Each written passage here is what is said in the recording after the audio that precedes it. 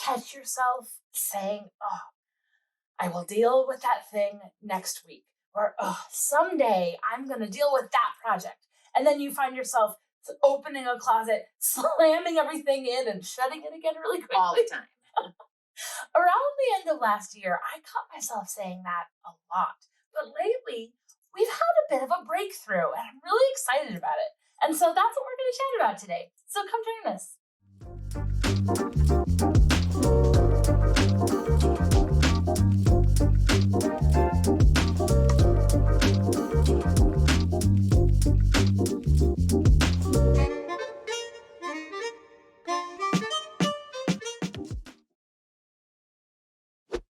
Welcome to another Red Teapot Chat. Today, what we want to talk about is the things that we're tolerating and why do we tolerate the things that we do. So that's our topic. Why do we put up with stuff that we're tolerating? Like, and what I mean by tolerating is simple things like, it could be that you're walking up the staircase and there's this one little piece of something that just keeps hanging and you're going to go, I'll just get to it later. I'm going to hurry. I'll go. Yeah. But each time you see it, it just bugs you, but you don't do anything about it. Yeah. Or it could be someday I'll handle that, or I'll write her back later. And then later, I don't know if you're anything like me, later you realize it's been a week and a half and you have not texted that friend back because somehow it felt like a slightly bigger deal. Things like that. I don't understand why we lie to ourselves by saying to ourselves, we're just going to deal with it. When in reality, all that does is just shove more guilt, or like you like to say, another shame room you've created or a junk drawer that you've created, thinking I'll just get to it. Yeah. And I think it's all well-meaning. And a lot of it stems from the fact that we're busy, life gets in the way, all that stuff. And we just can't justify work time or rest time to do that project. So there's this kind of in-between space where it's like things that are not quite work, are not quite restful, and they kind of exist in that thing where it would take a little bit of effort, or it feels like maybe it takes a lot of effort to go, oh, I'll just deal with that someday. Yeah, we call that limbo energy. It's just not one or the other, but it gets in the way. Yeah. And then another thing that I think it's in the way for, at least for me it did, until we had this breakthrough, is cost. Because sometimes you think, oh, I don't want to justify that I might need a new tool to do what I need, or a better equipment, a slight upgrade on something. When something is fine. Yeah. And so cost gets in the way. Yeah. So we want to talk about all those things because it is the stuff that we're tolerating that drains us of energy. And what we found this year is we started taking an inventory of the things that we were tolerating. Yeah. For me, I feel like it tends to be the spaces in my life that are not public facing.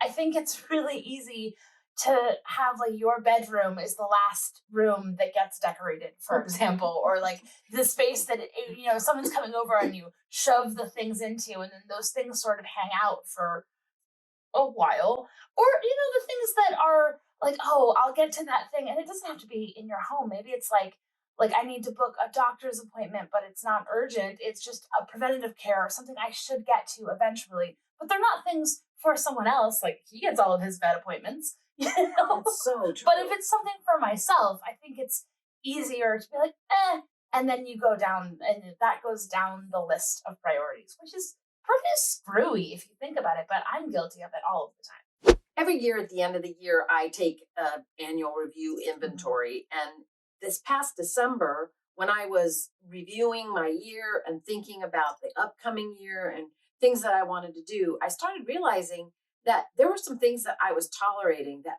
I just was fed up enough to say, I'm not going to do that. So we sat and had a chat together. Yeah. Over 50. And you were like, me too. Yeah. So we took an inventory and started looking at making a list of the things that we were tolerating. And, it's easy to do. You don't think of it as something to do, but we stopped and did that. And it became a pretty long list in different categories of life, too. Some things physical, relational. Things we're tolerating in our studio, just lots of things, and started doing this brain dump of what it is. So we encourage you that as you're beginning this journey, do it like we did. We're just one step ahead of you.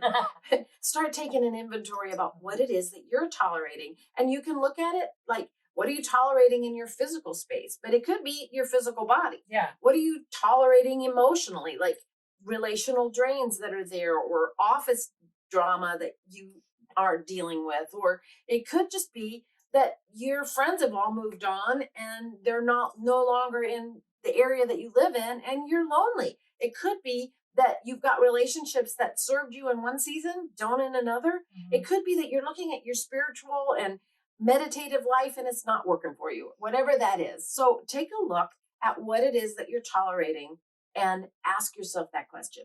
I think the thing that made the biggest difference this time as we were talking about it was, instead of just saying, okay, here's the big long list of all the things that are frustrating or I'm avoiding or not dealing with, and then stopping there, then we took it one step further, which I've never done before, and we started prioritizing impact.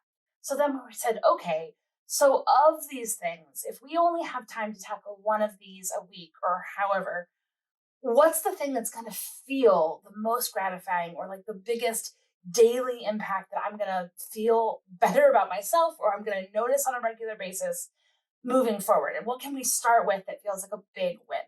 And for us, we realized, since we both live together and we have, this big combined household and we host a lot and we have a lot of food and we love to cook, we have this pantry that is a bigger pantry than either of us have ever had in our spaces.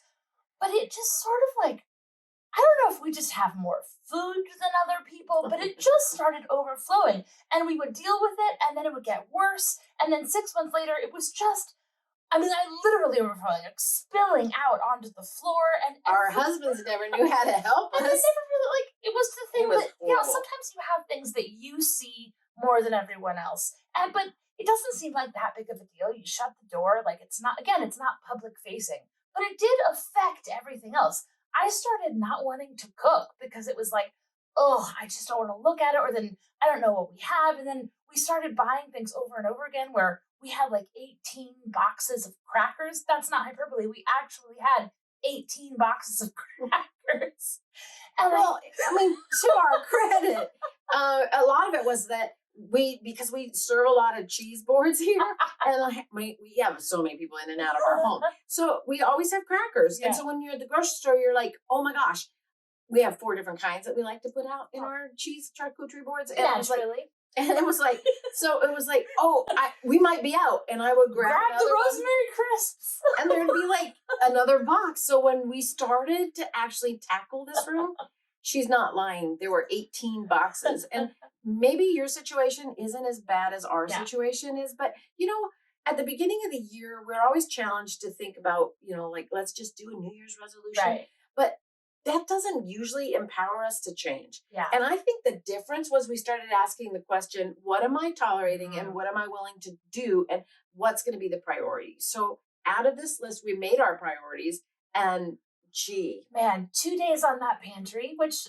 that's another video. We'll get there, because we found some great discoveries that have made life better. But since then, it's just like, it is irrational how much joy that has brought me. Sometimes when I make my coffee, I'll find myself just going in there and like looking at it. It fills me with joy. And something that was so draining, suddenly it becomes life-giving and empowering, and I feel like a big adult. I feel like I am a responsible person. It's so silly what a huge mental shift that one space made for me.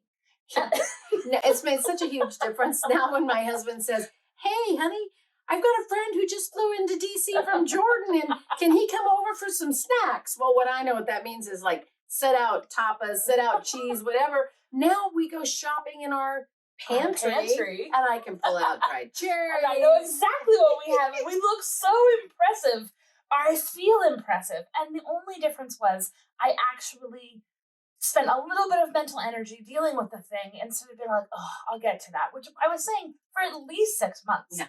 And it doesn't have to just be like a physical space. I think that same thing is true in all kinds of like mental closets and shame rooms that you slam the door on. We've been working at this for almost 6 months now. Yeah. And it has made a huge difference. And I guess why we wanted to film this chat together was because it is so worth it. Things like we've now started going back to museums. One of the things I was tolerating is that I got out of a habit of finding out what was going on in my own city. Yeah. So now, because I decided that was worth tackling, I'm actually going about looking at, we've gone to a couple concerts, we've gone to getting back into the groove of actually going out and doing things or looking for things to do, which you just get out of, especially after everything. You know, we got into the habit of being home a lot, and you get out of the space of how do I explore and push out a little bit, and that takes some mental energy, and you're tolerating just your time just kind of disappearing. And without asking ourselves that question, I'm not really sure we would have tackled it. One of the biggest things that came out of this list making for me, and I think for both of us, was realizing that, you know, in the season that we're in, we live in a really transient city. A lot of my friends had moved, and I think yours too, and realizing that there were some kind of holes in, you know, I have wonderful friends that I love, but realizing that I wasn't seeing people regularly and just that sense of community. And I felt like that was missing. And we started chatting about, like, okay, if this is something that we're tolerating, how can we tackle this in a way that actually makes sense for our lives? We realized that one thing that was missing was having something standing that was on the calendar, so that if we met a cool person at a party or interacted with someone at a class or something, we had something to invite someone to. And so we invented a thing that instead of doing a book club, we're doing a documentary club this year. And that's another video. We'll get into it because it's been so much fun. But that came out of this conversation of realizing I'm tolerating not having regular, like, physical interactions with people that I can look forward to and invite people to and develop friendships over time in that sort of effortless way that happens when you see people face to face. And these days, I think that you have to be pretty intentional or that doesn't happen.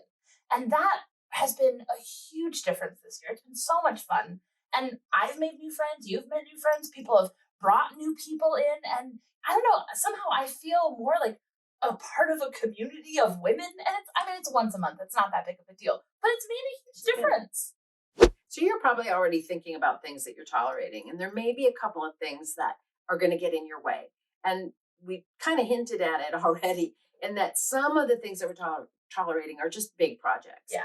If that's the case, then we encourage you to, there's something about power in numbers. Yeah. Maybe barter with somebody and say, I'll help you with this big project. You help me with this project, because some things just get tackled by putting on some Gypsy Kings and dancing away and maybe opening a bottle of wine or something, whatever it takes, but get at it. Yeah. And then the other thing that I think it's in the way a lot, and it did for us, was cost. Yeah. And sometimes, I don't know, you think, do I really need that? But you're putting up with this stupid vegetable peeler that you really should throw away. Right. Because it doesn't cut. It's not sharp. It's not whatever. Knives that aren't sharp. Just, it's not that big of a budget item, but we just don't do it. Don't neglect that kind of an idea in your what am I tolerating list. Don't let cost get in the way. Yeah. I think a cool way to deal with that too is you can set aside a little budget, even if it's 10 or $20 a month. Yeah. But if you say, okay, this $50 is my like life improvement fund, and I can let that build and buy a big thing in 6 months. Or like for me, it was, we're in the studio every day and I kept pulling out pens, and we had this junk thing of pens. You know, you get like, you know, pens from the bank and whatever. And we had this, it looked like we had a lot, but then you spend 5 minutes scribbling and they're all dry and they're all dry and they're all dry. And one day I was like, this is so dumb. I went onto Amazon and I bought a beautiful set of pens. It cost, I think, $7 for like 20. And but that pen bucket is filled. They're all wonderful. They feel good in the hand. None of them run out. And then, like, do you know how much like mental energy I'm not spending trying to guess whether the pen is dry or not? Like, that's such a dumb thing, but it made a huge difference, and it did not cost a lot of money. And it's a really valid point in that $7 brings you a ton of joy. Right. And when we think, oh, should I buy it or should I not? At the end of the day, are you going to miss that $7? No. But every time you go to the pen jar, it brings you joy. And you that's feel what like you're a looking for. competent adult, like, oh, I'm prepared. I've tackled something. Yeah. It just changes the way you see yourself in little incremental ways. So is it worth it? So worth it. So worth it. So tell us what you're tolerating. Yeah, we'd love to hear. We would love to hear what you're tolerating. And especially if you find any breakthroughs, that's really cool. Yeah. Or if you're stuck, maybe we can help you out. Since this is something we've been talking about a lot, we realize that there are some questions and things that keep coming up in the process. So we actually made a little bit of a worksheet that I think is pretty helpful just to kind of get your brain going and give you some sense of tackling this. So if you're a journaly kind of a person and you want to have something to think about or to write on, pop onto our website. We'll be happy to give it to you and hope that it could be helpful. I think it's useful to have something to reference when you have kind of an open question that you're thinking about or that you want to chat about with a friend. It's helpful to have something to look at. So go check out that reference, download it, it's free, and I hope that's useful to you. As we mentioned, this process is ongoing for us. We don't see this as a do it once and never do it again. For sure. I think asking yourself the question, what am I tolerating, is just a habit and a skill to always ask, because our goal as people is to continually be lifelong learners and continually morphing and upgrading. Yeah. Whether that's upgrading who you are personally, there's things that we're tolerating about ourselves that need to be addressed. There's things about our physical space that need to be addressed. There's things about our relationships that can always be addressed. So this is an ongoing process. So we'll probably have some future videos. So stay tuned, subscribe to this channel, because we're going to keep talking about this in future Red Teapot chats. So hope you enjoyed your cup of tea. Thanks for chatting with us.